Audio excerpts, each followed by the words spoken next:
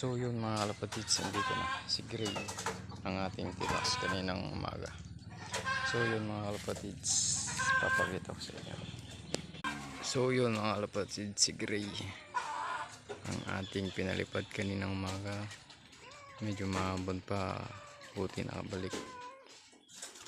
So yun mga kalapatids, mamaya natin ikukulong mga kalapati natin.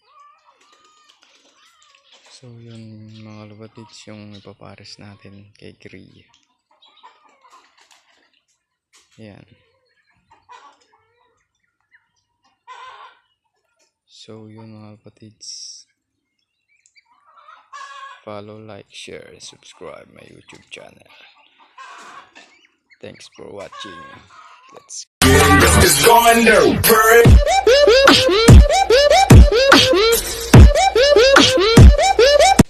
So yun mga kapatids, bigyan ko na muna tinatapos ang ating video. So next video natin, update natin, papakawala tayo sa ibang lugar, sa ibang barangay mga kapatids. So thanks for watching mga kapatids.